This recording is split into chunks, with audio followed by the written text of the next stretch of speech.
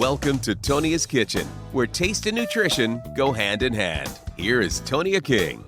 Today I have the pleasure of chatting with author Susan Gravely about her new book, Italy on a Plate, celebrating 40 years of her travels, memories, and menus of Italy, of doing business in Italy with her company called Vietri, and of making friends for life with some wonderful artisans. Thanks so much for joining me today, Susan. Tonia, I'm so glad to be here. Thank you. This book it's simply amazing. You're celebrating 40 years now. Is that correct? This year, 40 years. That's incredible. It's from reading the book, it just seems like you have such a rich and diverse history with Italy and all the different people you've met, all the great food you've discovered. I don't even know where to begin, except tell me a little bit about how you finally compiled this book together after such a strong history. Well, it was a lot of fun. I had thought about books for years because I was asked about, write a business book, write an entrepreneurial book, write a book for women going into business. But my love was writing about the food and my experiences. So I sat down thinking, okay, it's 40 years in 2 years. This would be a perfect time. And I thought of the people and the places been really instrumental in my growth and my building of Vietri, the company. And then I kept cutting the list down, saying I want to represent different types of foods and different relationships. And that's how it started. I then worked with my young, passionate team at Vietri, and we then said, let's photograph their homes and their tables, and then and add the menus of the recipes of food that you had all these years. And that's how it happened. Just was a kind of through osmosis and through these 40 years. Well, I think you've chronicled it so well. It's really, really fun to kind of look deep and behind the scenes into some of your friends there and the way they cook, the way they eat, the way they're just involved in the Italian culture. Yes. The thing you know so well is that the Italians have, 4 or 5 main ingredients. And if you use those, you can make anything in Italy. I mean, olive oil, garlic, onions, tomato, and then, some herb or spice or pasta, of course. But they use these ingredients in everything, even in some of their desserts. And they eat totally related to the season. They talk about the food and what's growing all the time, and they eat very simply. They entertain very simply. And all of these things were impactful, I felt, for telling people that get too uptight about what they're going to serve, how they're going to set their table, and then they decide not to entertain. Well, Susan, I am a pure-blooded Italian. I grew up Oh, with that lifestyle. We girl. never ate anything out of a can or a box. I mean, everything was made from scratch. And I feel pretty lucky. I'm a first generation. What I'm interested in is what have you discovered northern compared to southern? My family's from Calabria, so we're southern. Bellissimo Calabria. For one thing, the North uses more butter. Right. Yeah, I've South heard. does not use butter. The North will eat heavier foods because of their environments. They eat, rabbit is everywhere, but they'll eat more fowl. They'll eat more heavier foods. They eat polenta, where the South doesn't eat polenta. And the South eats a lot more fish, a lot more seafood. The other thing I see is that the olive oils change within each region. Oh, Some are greener, some are more yellow, some have more earthy taste, some are very light. And it has to do with the change of the soils. throughout the regions. Those are a few of the things I've really noticed from the very beginning. Now, also, I'm just thinking the breads are so different. Oh, The wine is really? so different. Yes. In, Florence, they use no salt in breads. In the north, they use a lot of salt. They call breads by different names. A flatbread that we know of could be called three different things according to what the region is. So some breads are lighter, some breads are more heavy, as you know. So breads, olive oil, and just main ingredients of fowl to fish are pretty much the key things I can think of. It's fascinating how diverse all the different people that you showcased in this book are. What have you found that maybe might have surprised you the most? The biggest thing that I found as a Southerner being in Italy that feels so warm and inviting to every foreigner that goes is that there's a difference in when and how friendships occur. In the South, you immediately meet somebody, you just start talking with them, you leave that first conversation and think, gosh, I want to spend a whole lot more time because I could see that person as a friend. And then it would take, something 4 or 5 times together where you're thinking, maybe this isn't someone I want to spend a lot of time with. You'd hope that doesn't happen, but it does from time to time. Italians, they are warm, they enjoy new people, but it takes a while. It could take 5, 6 times of being around them for them to ever invite you to their table. And the table for me is not only the true table of inviting you to their home, but it's the metaphor of closeness, of a feeling that they're going to tell you a little bit more than those natural conversations. Once they invite you to the real table, invite you to their home, in their world, they have found you to be someone they consider a friend. And then the bond is never broken. Well, they're bringing you in like family and they're making you feel like part of a family. My whole upbringing, a big part of it was Sunday pasta dinners, and we always made our own pasta, but the table was filled with people and food. I remember when I first took my husband the first time to meet my mom, I think he got scared with the size of the bowl that was on the table of meatballs and pasta. So it's just a wonderful celebration of food and love and family. That's what I feel with the Italian culture. Oh, I agree. And, they say it's not a table unless you have at least 20 people. And that your husband saw. And Yeah. it's true. Everything you just said is true. The first time I was invited for lunch with the Solimeni family, who do the first dinner where we started the company with, there were more than 20 family members. And they also eat with all ages, Yeah. people roaming around, taking turns eating, or it's not like the children are at one table and Right. we're at another. We're all together. And that is what brings so much pleasure. It's so fun that you're actually a Southerner and you're so well versed in the Italian culture. It's been such a big part of your life, right? Such a big part of my life.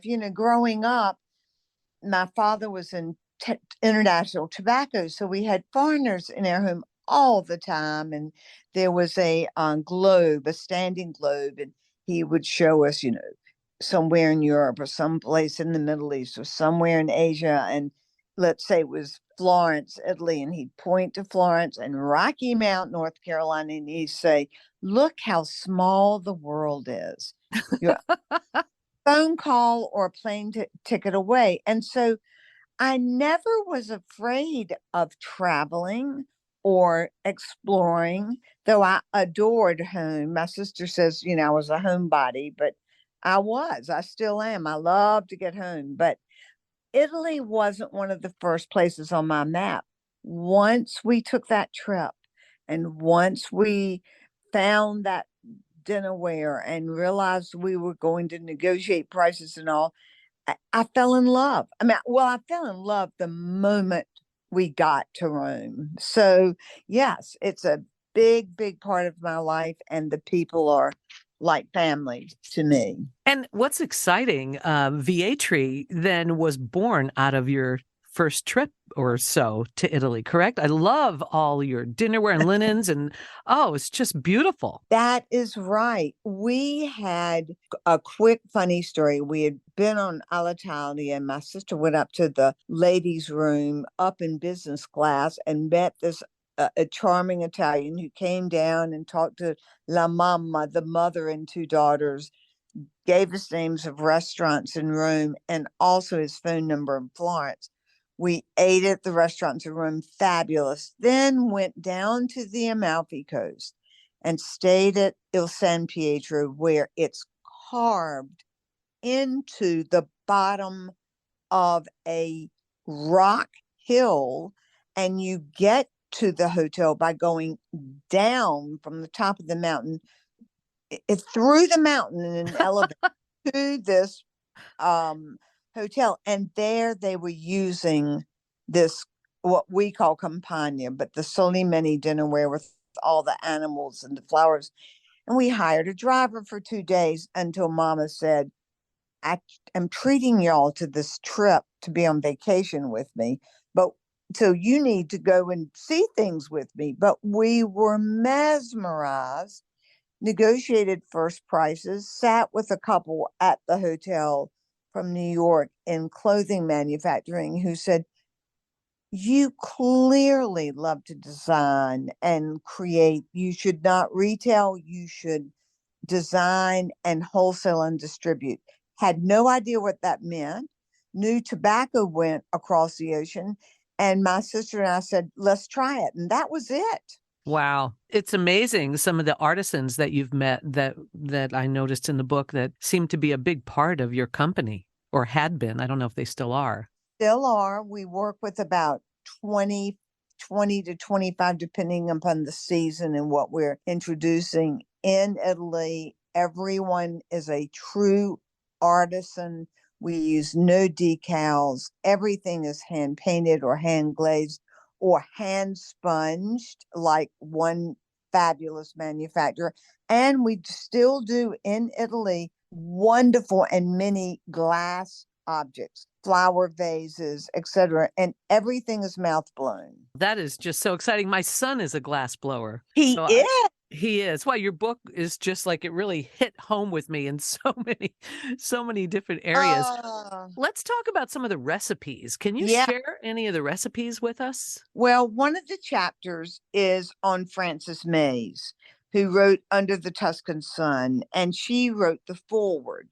And she is fabulous cook, is a wonderful friend of mine. She has been a mentor with this book and lives half time in North Carolina, close to me, and half time in Cortona.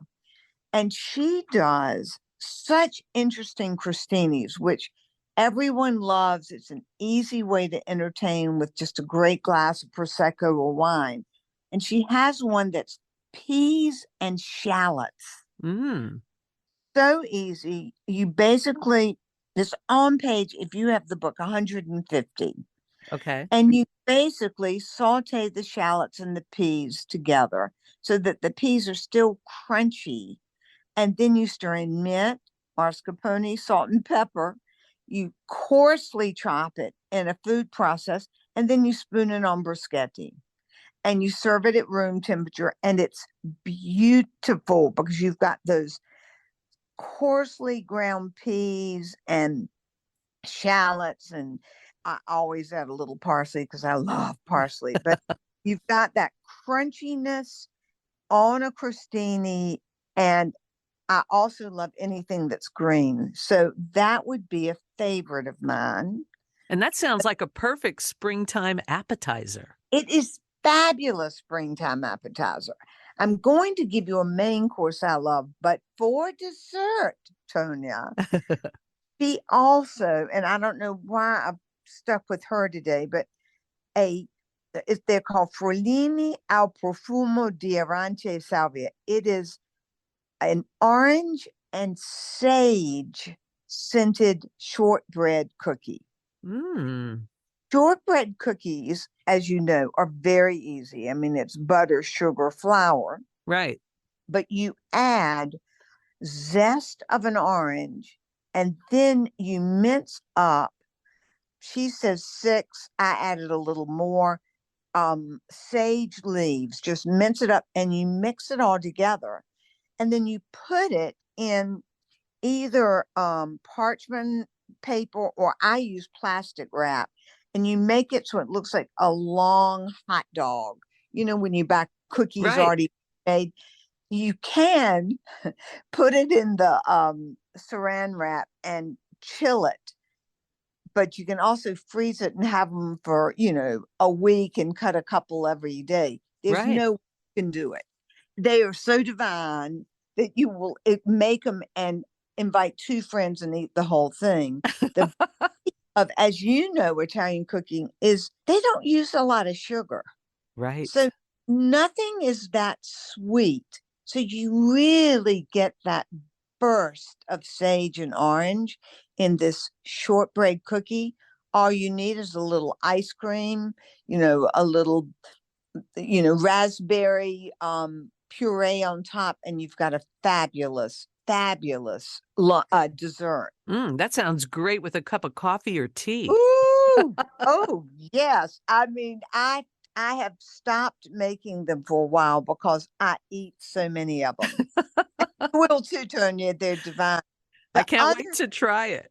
being from Calabrese, I'm sure you eat a lot of fish. I do. Fact that you know this recipe, pesce all'acqua pazza, fish in crazy water. Isn't that the greatest name? It is. Tell me how to make it. Okay, this is how easy it is. First, it was given to me by this precious man named Giovanni Caresi. I have known him. He's from Positano. He's now maybe late 30s, early 40s. I've known him since he was 6 years old. Oh my He goodness. he worked in his uncle's ceramic shop called Ceramica Assunta in Positano, and literally would help customers and learn English. He and his wife now own the only ceramic stores in Positano. They have 3, and one of them is filled also with glass, many of the same glasses we do. But he's a beautiful cook. So here's this easy 1-pot recipe. You cut up, heat up, of course, olive oil, Hmm. and add to it a smashed garlic, diced onion, some celery, and a nice amount of cherry tomatoes and pitted Kalamata olives. And then you stir it until everything gets soft. You add some capers, and when it gets really done and the juice has halved, you fill up to the top edge of the last tomato or the sauce. You add water in a big, just a big frying pan, just a big pan over everything's over the eye of the stove. Hmm. You put the white fish on top of that. You put the top on tightly, and with that, you just steam it. So it's lightly, it's hot, but it's not too hot. So I'd call it simmering. So it's a little bit bubbling.